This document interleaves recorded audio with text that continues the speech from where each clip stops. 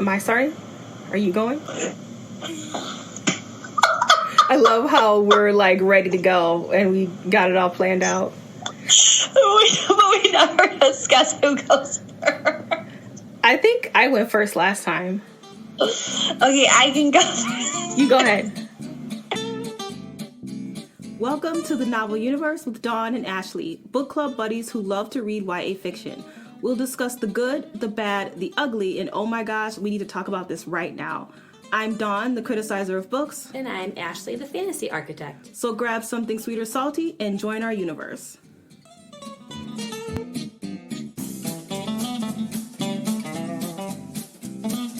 Hey guys, and welcome back to the Novel Universe with your hostesses Ashley and Dawn. We are here for part 2 of our read-along of The Invisible Life of Addie LaRue by V.E. Schwab. This is going to be all spoilers, so if you listened to our last episode, you know that we are pretty much spoiling the whole entire book because it's a read-along. This is what we do.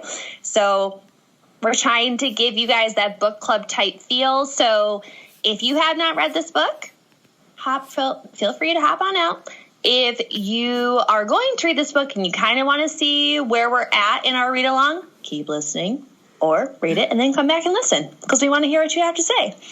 So we are going through pages 162 through 295 today, which I believe is, because this book is broken up into parts. Part 3. This is part 3 and part 4 Okay. of Addie LaRue. All right. Let's get started. And chapter 1, part 3, there is a little art piece that always starts every section, every part. And in this one, it is a parchment. And we find out as we keep reading who is the painter or the artist of this and what happened. But there is a guy who's basically an artist who's watching Addie and he's drawing her in the moment. That's at least what I took from that. All right. In chapter 1, Addie meets a new guy named Remy. And we're just going to jump right into anything we caught that we wanted to talk about in each chapter. So what did you... Yeah, so in this part, I mean, this is the first time Addie is, getting some sort of a freedom because she's dressed as a man, which I think is important because she is now deemed invisible. Being a woman in that particular day and age, she was not invisible. Everyone saw what she was doing at all hours of the day. So that was really interesting because she was like, oh, if only she had known, she would have asked for her freedom as a man. And she's also been without seeing Luke for 4 years. So Luke, which is the darkness, the devil, if you will. You almost called him the Darkling. I almost called him the Darkling. I did. Did you catch that? Yeah, I did. He visits her every year on her birthday into this new life. So this is not her legitimate birthday, but it's the day that she had died and now she is living again. Yeah. Which I found interesting. Yeah.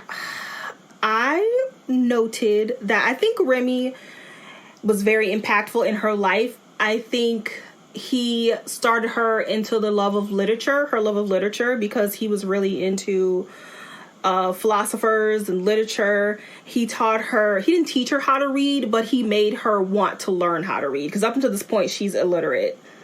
I think, like I said, he has had an impact on her life, and we will see that even more as we read more into Remy. We're not going to get into that right now because there's more of Remy coming up.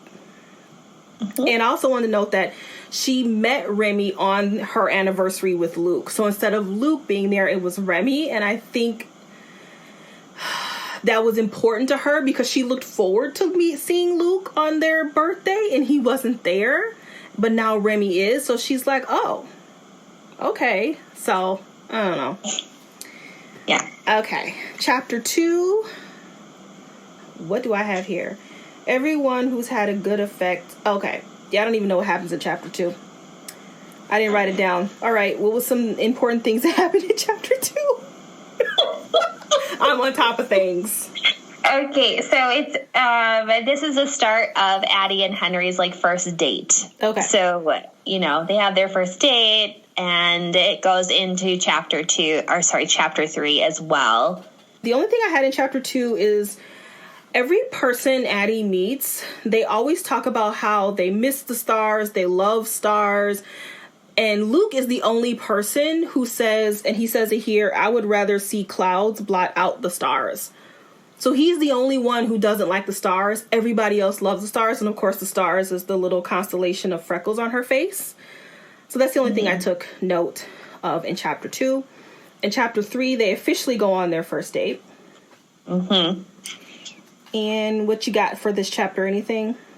But for this one, I did, because the movie that they go see is North by Northwest, the movie, and it is about like the CIA finding this like serial killer or whatever, or hitman that they go see, and I was like, oh, that's interesting that she put that movie in there. And then we get to see a little bit more of like what's going on with Henry in particular, as to why he can't, sit still and what all that is about. So I thought that this chapter in particular was a really good one, because we get to, see more into his life, and he feels like time is slipping away. And I feel like that's really important. This whole concept of time, like he has this weird concept of time, which we'll find out, why he feels that way. Yeah. So, but I note that in particular because he keeps talking about time, just as Addie keeps talking about like stars. Well, and I love Alfred Hitchcock, and this is of course the only Alfred Hitchcock movie I have not seen. So I have not seen this one. Dang it! But I think the main character is running out of time. I think that might be the significance of that movie. I noted that at the bottom of page 174, there's a foreshadow, and it says, it's dark out now, the sky overhead, a low canopy of dense gray clouds. And we know that when Henry has his episodes or moments, he describes them as, like cloudy? Storms. Thank you, storms. So that was a bit of a foreshadow, which I caught, and I was very proud of myself for catching that. And I also noted that he is running out of time and she has too much time. So they're kind of like really exact opposites. And like you said, we're going to find out what his jam is. Chapter 4, Addie and Remy. I wrote make love like it's 1970. I don't know why I wrote that. They make love. That's what I wrote. Okay. I had a quote with this just in particular because Addie's telling Remy, a simple version of her life. And this is where you see that Remy has made an impact on her, because he says to her, small places make for small lives, and you cannot leave a mark. And I think that right there is a huge catalyst into, Addie wanting to leave a mark, and she can't on anything. Hence why she steals his copy of his Voltaire book. Yeah, I noted that too. I have where he's talking about Voltaire and what it means. Is that what you're talking about? What Voltaire says, what it means to make a mark? Okay, yeah, I wrote that down too. Yeah. So I have read this book already. I read it in June. And I thought that it was a good idea to drink vodka while I was reading this book. And this is a chapter where I cried for like 30 minutes. Like, boo-hooed. It was so sad. Because I feel like Remy is one of the loves of her life. We have decided to kind of count the loves of her life. I think he's one of them because he had such an important role in her life.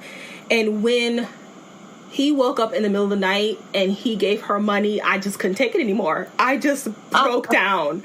It was so sad because she liked him so much. And she kind of used that experience with him to kind of like wash away all those other gross men that she had to deal with. And this was her fresh start again. And then it just, it was just, it hurt. Just again, awful. It's so sad.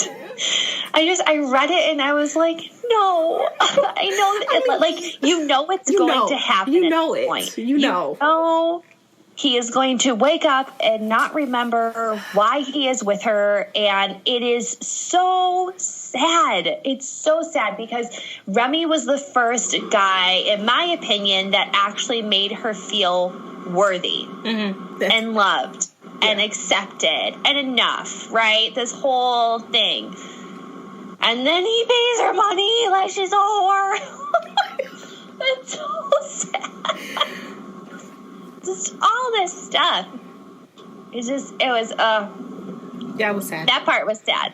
I think that was one of the saddest chapters in this book for me. All right, chapter 6. She leaves Remy's house and she runs into Luke. I like it how they're just like passing on the street. He catches up. He like appears to her. And the only thing I put was that he seems to show up at her lowest. And I know he's playing games with her. And I know he's trying to wait till she's at her very lowest for her to be like, okay, take my soul. And he's doing this to her on purpose. And I hate it, but at the same time, it makes him a good villain. Yeah, 100%. So I agree with everything you said, but I wrote on page 188, oh my God, her and Luke had sex. Did they have sex? What did it say on 188? But to him, she was Adeline, and only Adeline, his Adeline, my Adeline. Here and now, she is finally Addie.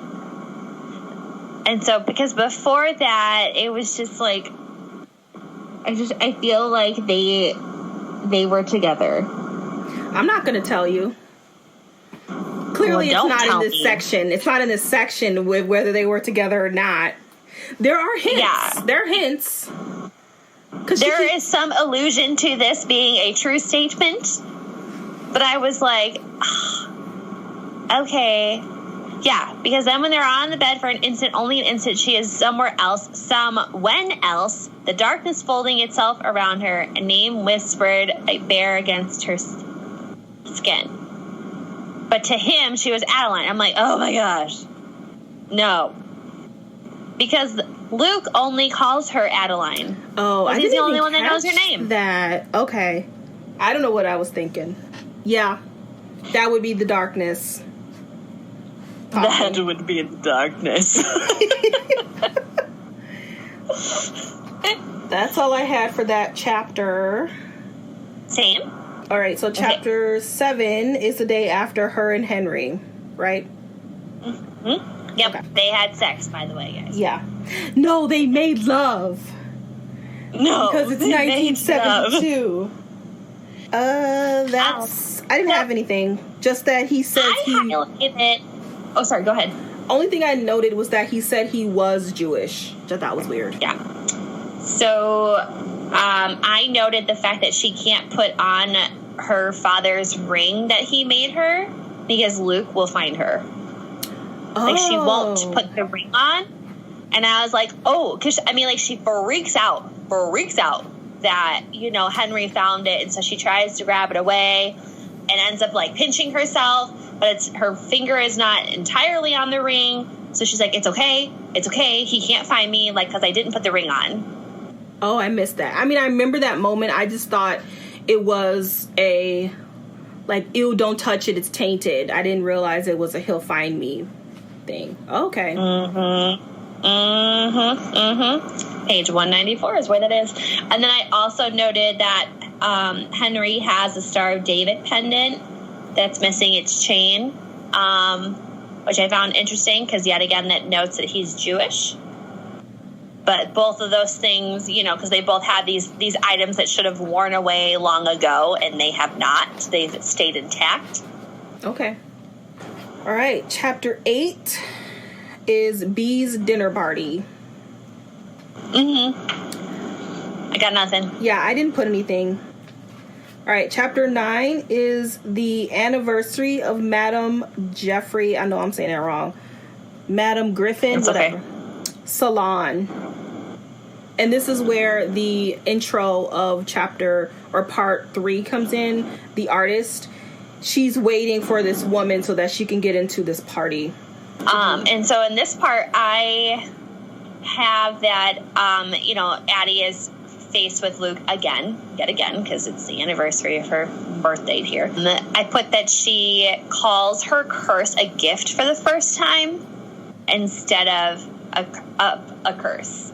Okay. And then on 210, there was a quote that says, ideas are so much more wilder than memories, so much faster to take root. Ashley likes quotes. Yeah. So I really like that quote. This is the quote I wrote down. I won't say that I necessarily loved it. I'm not going to be putting it on any journals anytime soon or anything. But I liked the quote where it says, I don't know what page it's on, the men who flock here worship progress instead of gods.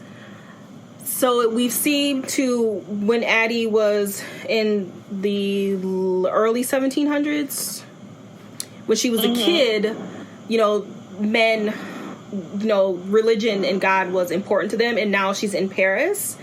And these men are not really paying too much attention to Luke because they're not concerned with gods. They are concerned with progress, which I thought, and not money and not love, but progress. So I thought that was a really good line. Another thing Schwab brings up is thief. She's constantly calling her a thief. She's constantly stealing. And she mentions it a lot. And I don't know if I'm supposed to get a deeper meaning into that or if it's just something that I don't know. But there have been several times he calls her a thief. She is really really good at being a thief now. It comes up a lot. Do you have any thoughts about that? The thievery? No, not anything different than what you are expressing. Okay. And the only other thing I wanted to bring up is I've been watching some booktubers and reading some Goodreads reviews, and a lot of issues people are having is the repetition that V. Schwab constantly mentions the way Luke looks, in particular his green eyes. And Schwab is a type of author who doesn't do anything by chance. She does it for a reason. So it's not like she's repeating his green eyes because she ain't got nothing better to write. It's because there's a reason for it. And so I wrote green means health, renewal, harmony, love, peace, which is everything Luke isn't. I don't know if that's the reason why. Do you remember? Because in our first podcast, you talked about how Addie drew this guy based on all the men, all the little bits of men that she liked. Was there a man in particular who had green eyes from her village? Or I forget who had the green eyes, but I know that there was a moment in part 2 of our discussion of the book where we noticed that Luke's eyes have emotions, meaning they change to different colors of green. Okay. And then so yes, his eye color is important. It's not, in my opinion, it's important. Oh, yeah. I pay attention to things like that. Yeah. So, and him having, the mischievous glints and those green eyes, that means that he is, in my opinion, he's still playing this game with her. He's still winning. He's still happy about the exchange that's going on. I think when we see the mishap in his eyes was when they're at that mansion manor and they're having dinner together and you see a slip of his eye. So it no longer goes from the green. It kind of clouds over a little bit and darkens because he's unhappy that she is not, basically saying, I'm done living. Now you can have my soul. Okay. So in this moment for me, I think he still thinks that the game is still being won. I mean, hello. Oh, yeah. So, yeah. Okay. In chapter 10 is Robbie's jealousy. And when you read further, you find out the issue with that, which I thought was very interesting, and I will bring that up when the time comes. If you're hearing the hum in the background, it's Ashley's heat because she's cold. Yes, it's cold. It is cold. Sorry, guys. Okay, chapter 11, Addie tells Henry the truth, and the curse really doesn't work on Henry. What does that mean?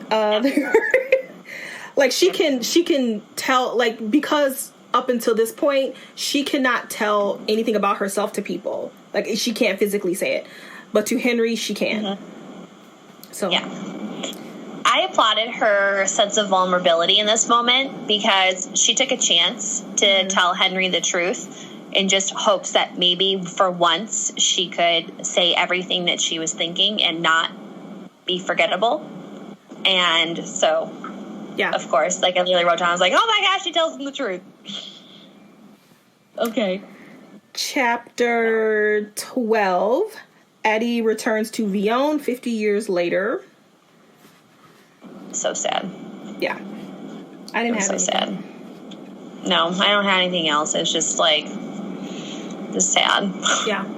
The life that could have been, you know what I mean? Like, how does anyone feel going back to their childhood home if you haven't been there? Yeah. So. Chapter 13, Addie tells Henry the truth, basically same thing, and he made a deal.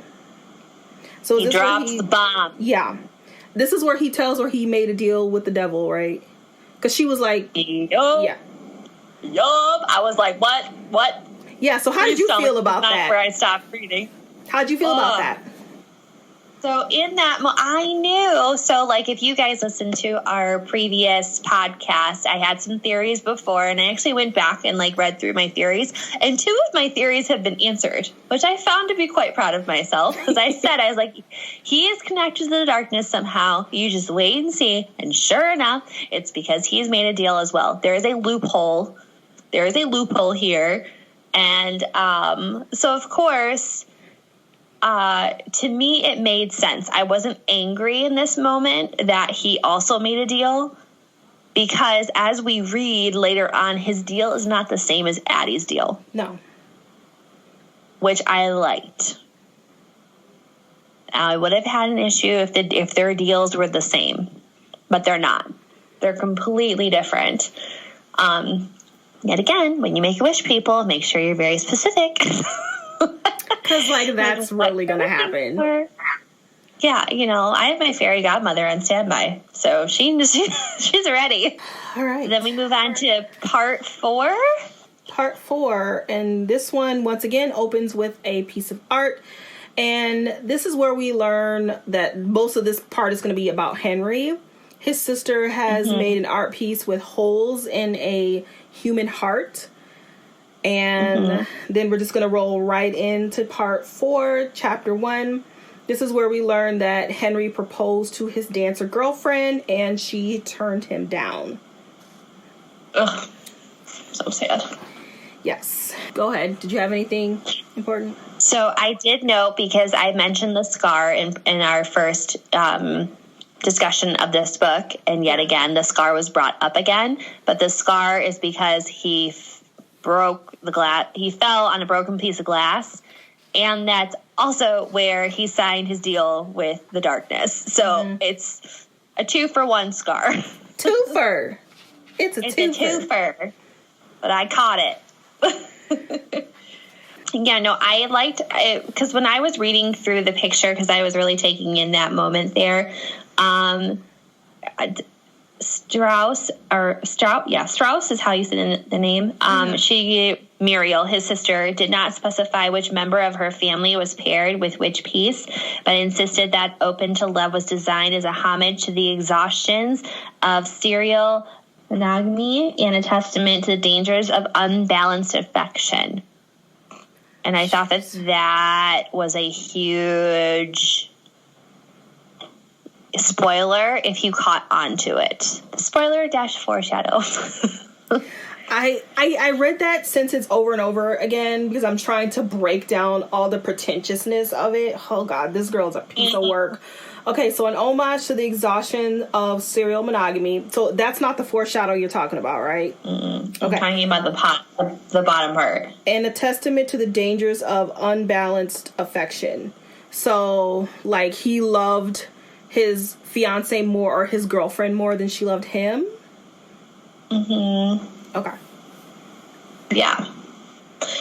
You know, because it starts this is just in my opinion, but what I've gathered, you know, I mean, Henry was born with a heart that was broken, you know, and then they healed it, and now he feels too much. What does that mean? You know, did they change the anatomy of his heart because he was born with a broken heart? Is it just an imagery with, like, the fact that his heart was actually legitimately broken, or it was broken because it was missing pieces? So, like, figuratively... I took it as figuratively. I took it that he had a real heart condition when he was born, and it's now become a metaphor for him as a man. He feels too much. His heart is, like, huge is part of his life, and which I thought was beautifully written. I mean, this chapter is fantastic. The whole chapter is great. Yeah. It's also very sad. Once again, we keep using that word. It's so sad. It's sad, but it's so good. It's so good. It's so good. I actually really enjoyed reading Henry's POV. Mm-hmm. I wasn't annoyed with him, which I think is a testament to Schwab, because I enjoyed hearing his point of view and Addie's. And she switches it off so versatilely. Yeah. Like it's just like breathing. You're like, oh, okay, you're talking. That's fine. I'm not like looking around going, so who's talking here? I like Henry a lot. I think we've read him before, but not this deeply. I feel like we've read some surface level Henrys in books we've read, but we've never read a guy who has, he just doesn't know what he wants to be, and he's honest about it. Finally, he doesn't know who he wants to be. He doesn't know what he wants to do with his life. I like the last sentence on page 225 where he's like, blink, you're halfway through school, paralyzed by the idea that whatever you choose to do, it means not choosing to do 100 other things. It's like everything this man is saying, it relates to you. At some point in your life, you were Henry, but he just never got out of it, and maybe you moved on, and he just has not moved on or done anything. Yes. I really, really like Henry, and this chapter solidifies that. He reminds me a little bit of Darlington. Oh, yeah, definitely. Like, this is the deeper parts of Darlington that I wish I would get more of in the second book. Like, I'm really hoping. I think you will. I think you will. But this is like, his character reminds me of Darlington from Ninth House. Mm-hmm. So. The only other quote I wrote down that I liked was on page 229, where he says, it's easy to stay on the path when the road is straight and the steps are numbered. It's like, oh, wow. That's great. Can you be any more, like, direct with that statement, you know? I was watching of course it is. a interview with Bardugo and V. Schwab yesterday, and I did not realize that Schwab used to be a poet. She probably still is a poet, but she started her career off as a poet. And this whole book is like poetry, even when it's not written in verse. But it's like some of the sentences are written very poetically. And so when she said that, I was like, oh, well, yeah, that explains a lot. Mm-hmm. Well, I mean, even just how it's written, you know, it's written in verse, if you will. Pretty much. In a lot of areas, so. All right, chapter 2, Henry spirals. This is when we see him at his lowest. Yep. He meets Luke. He meets Luke. He meets Luke. And I find it interesting that Henry is supposed to be Jewish, but he doesn't believe in devils and souls. Did you catch that part? Well, he said he used to be Jewish. He doesn't know what he wants. He doesn't know who he is. So I do believe that. And this man studied theology pretty deeply. He almost got his PhD in theology. And it just shows how lost he is. Yeah. Well, and I find it interesting that, like, what Henry wants most of all is to be loved and enough. Like, he wants to be enough for someone, which is a very vague ask to wish for. Well, that's what happens. It is what happens, you know, but even when I was, like, reading it, because I'm like, okay, is his going to be more direct and clear? Because Addie's was kind of, like, all over the place, too, right? It's very vague. You know, it can be taken whatever way you want. And his was, you know, just to be enough and to be loved. Yeah. So I find that interesting because it's like, well, how many times do people just wish for that as well? And if you were given that, you know, would it really be true? Yeah. True emotions, true heart there. So the only thing I took from this chapter is back when we first meet Henry and he's going to Robbie's play, there's a moment at the end of Robbie's play where the water comes down and he's drenched in water and it makes him mortal. And in this chapter, it's raining and Henry doesn't... He I guess in a way he does become mortal because he's almost to the point where he's about to go off the edge. And so it's like, why? I couldn't understand why that moment in Robbie's play, what made him, like, something made him recall a memory. And so that's what it was. This was his lowest moment of his life. And of course, once again, the darkness comes in at people's lowest moments of their life. And the rain just came down at that point. Came down. It could be some imagery there, if you will. So that's all I have on that chapter. Chapter 3. In chapter 3, Addie cannot read my writing. Surmises that Luke made a mistake. Okay. So she thinks that Luke has made a mistake. So in this one, because I wrote down read, because this is where, we understand why she's immune, why Henry is immune to her and why she is immune to Henry. And it's because, what she wants is what she's always truly wanted, which is for someone to remember her. That's why he can say her name. That's why he can go away and come back and still know who she is, because when she looks at him, she sees him as he is, and it's enough, and it will always be enough. And that's a key trigger there, because she said it not forced to say it. And that's all I had in chapter 3. Do you have anything else? Yep, that's all I had. Okay. Chapter 4, this is where Addie starts to work at the store. I didn't have anything of note. Oh, sorry. No, because it talks about, photography. Everyone thinks photography is truth, but it's just a very convincing lie. Because he learns that, she can't be photographed, but she can be painted. Dun, dun, dun. Okay, that's all I had for that. Sorry. Okay. All right, chapter 5. This is where we learn about Henry's curse and that people are drawn to Henry. I didn't have anything. Other than his watch that says live well on it. Oh, yeah. Yeah, I wrote down, because Ashley's really big about details, I wrote down that he was gifted an elegant analog watch with gold numerals sat against an onyx ground. Single golden hand rest at the barest fraction off of midnight. And on the inside it says live well. Well, we know that's from Luke, right? But a watch would make sense in how he feels like he's running out of time. So I think that goes together well. Is the watch hand moving?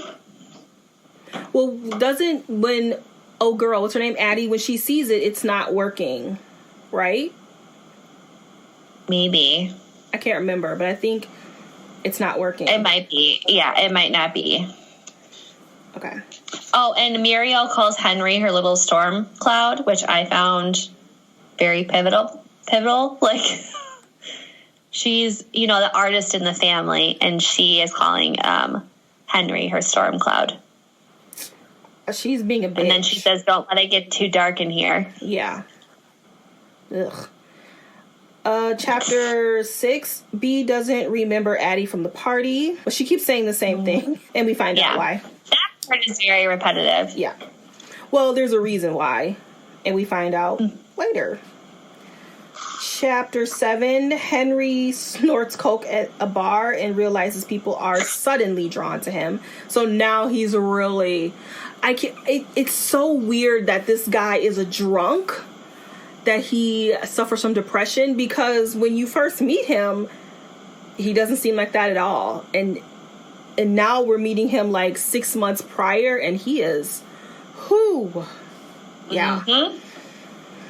Yeah. Not the same man. No.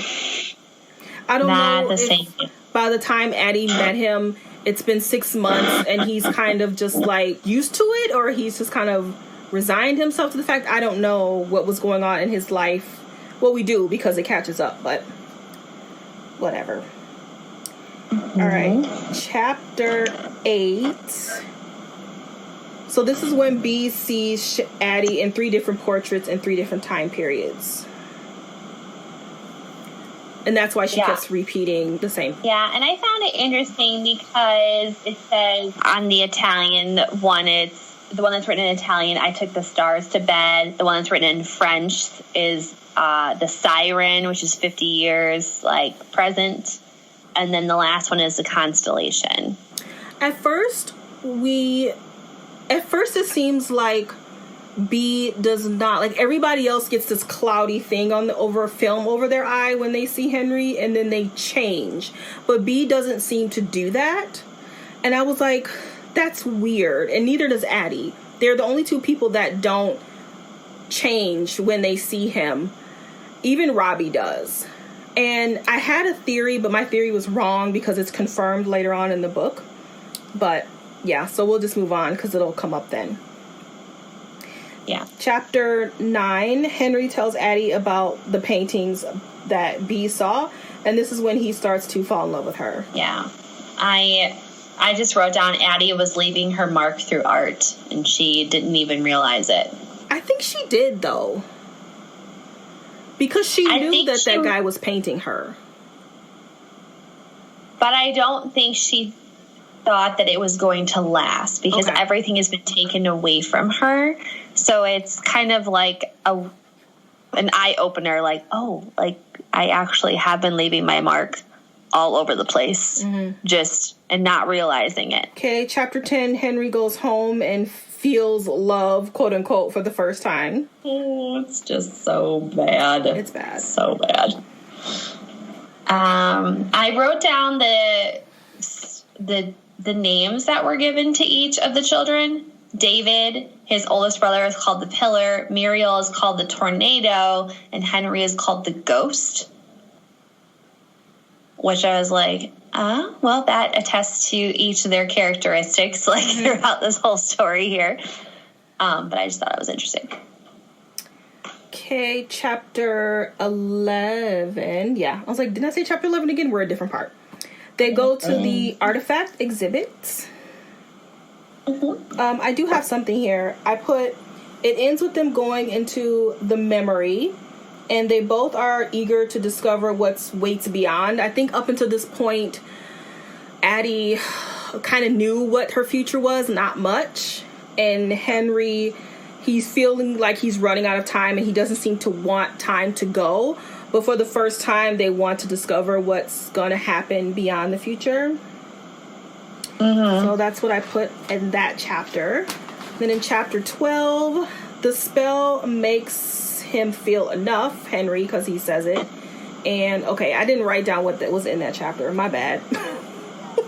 That's my note. This Vanessa girl, he dates his coffee barista. Okay. And she goes, like, crazy with the fact that he has all of his ex's stuff, and she burns it all. I was like, oh, the girl's crazy.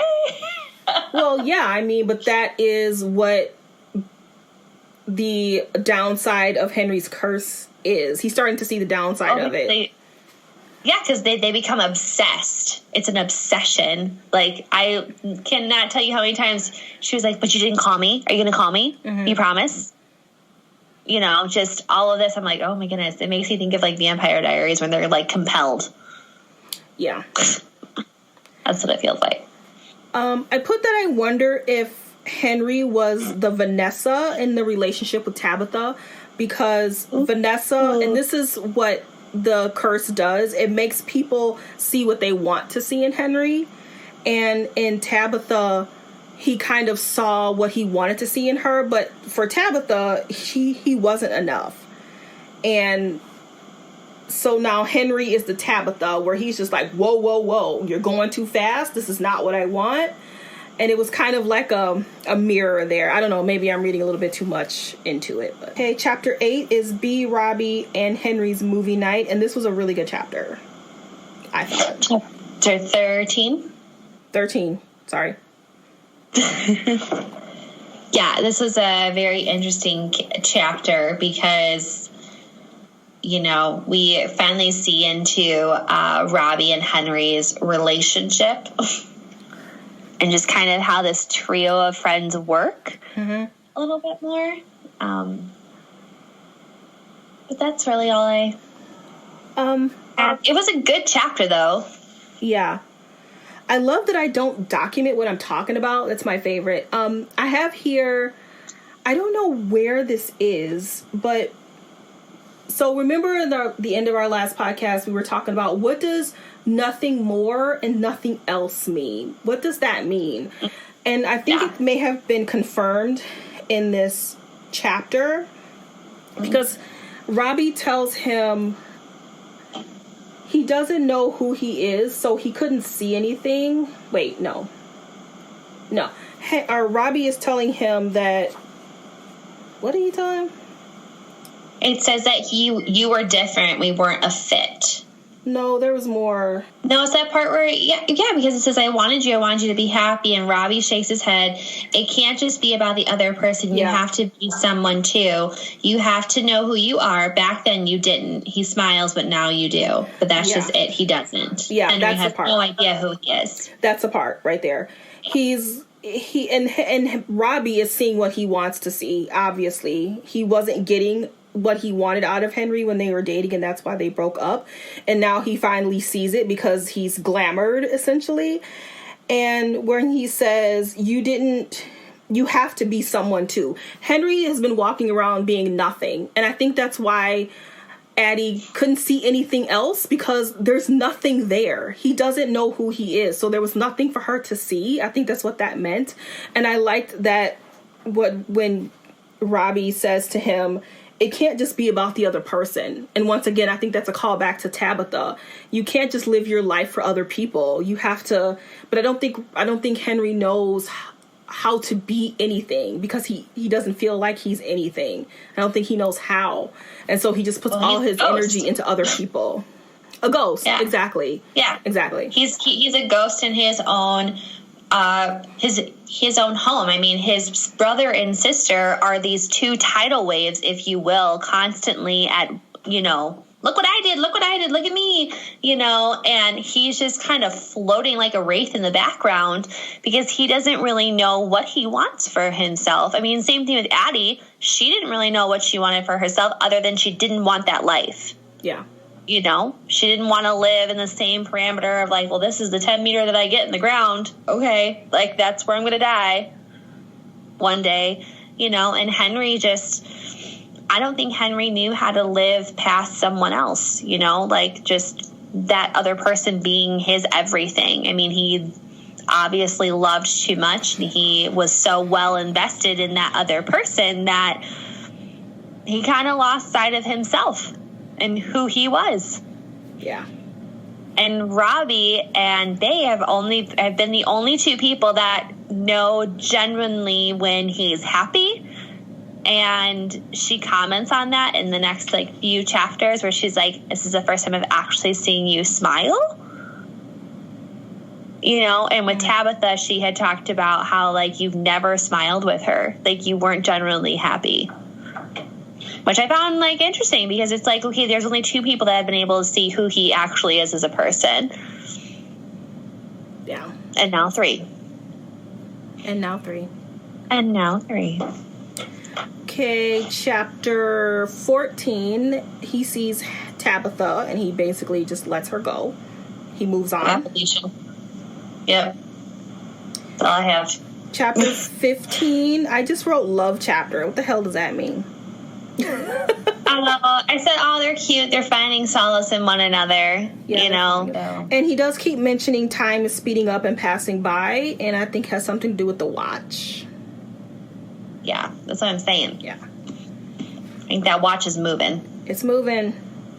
Chapter 16, Henry meets with the professor, and this is where he begins to hate the spell because he is loved, and he got what he wanted, but it's a lie. That's what I wrote. Mm-hmm. I think he realizes this now. Yeah, because all I have are all these praises, but no one sees you. They only see what they want to see. Yeah. You know? Chapter 17 is New Year's Eve, 2013. I found it interesting that he asked Bae, you know, if she could wish for anything, what would it be? So he's asking his friends now, if you could have anything in the world, what would you wish for? And she says that she'd be happy and just be satisfied with herself, which, in my opinion, like, that is a way more clear-cut, like, wish for oneself. Like, she knows where she wants to be, and it's very clear. He wants to be enough. Well, what does enough actually mean? You know, Addie wants to live. What does it mean to actually live? Free. What does that look like? Mm-hmm. And Bae very specifically knows that she wants to be happy and satisfied with who she is. Yeah. So I thought that was just interesting because, you know, you see the difference in the two friends there. And I think it's a pivotal point in his life, too, because this is before he meets Addie. Yeah. Like a few months before he meets her. So I wonder if this is where he's kind of had a switch in his brain, like, what do I actually want out of this? Yeah, I agree. So, I marked where he says he asked the wrong God for the wrong thing, and now he is enough because he is nothing. He is perfect because he isn't there. I wasn't quite sure what that meant. I thought about that for a while. I'm like, I don't know what that means. He is enough because he is nothing. What? But I wonder if it has to do with the fact that he, like, tried to be everything for someone and it wasn't what his enough was. No. That's kind of how I took that, but you might be onto something. All right, chapter 18. This is where he first meets Addie. So now he meets her for the first time from his point of view. Is that what's happening? Yeah. Because this is winter 2014, and then the next chapter is March 18, 2014. Winter ends March 20th, March 19th, technically. Spring begins March 20th. Okay, because I was like, is this a foreshadow? Like, no, this is when they met. Did this already happen? Like, was this on purpose? No. I was so confused. Okay. I went back. Huh? I'm sorry, go ahead. I went back to her point of view, and he does ask her what she sees when she looks at him. Because he's been asking everybody, what do you see when you look at me? And she's the first person who was, like, honest and not what they want to see, but what she actually did see. So they're also still at the exhibit, and she paints through Henry. So this was a good moment. Sad. It's so sad. Sad and good. You know, but then she has him write down what comes next. Yes. In her story.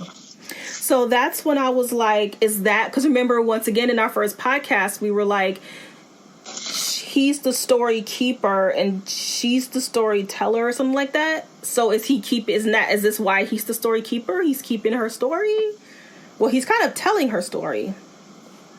No, but she's telling it and he's transcribing it. So therefore, he would be the story keeper. Story keeper, yeah. Yeah, no, that makes sense now. Okay. All right. So I have some theories. I want to hear them, all of them. Please go. Okay. So my first one is that so Henry has made a deal, right? We know that he's made a deal with Luke, the darkness. Is he the catalyst to help break her from her cycle, or is she his doom to turn his time to end? Okay. Because he has reached, I don't know if he has reached, but because of the watch, this is where I'm getting it from. Because he has finally met the one person that has deemed him enough, does that mean his time has now started again? Oh. And now it starts to where it becomes his end? Well, he says, I think Henry is a little bit of a liar because she asked him how much time did you ask for, and he said a lifetime. So in Addie's mind, that means that they're going to be together forever because she has a lifetime too. But according to you, that may not be the case.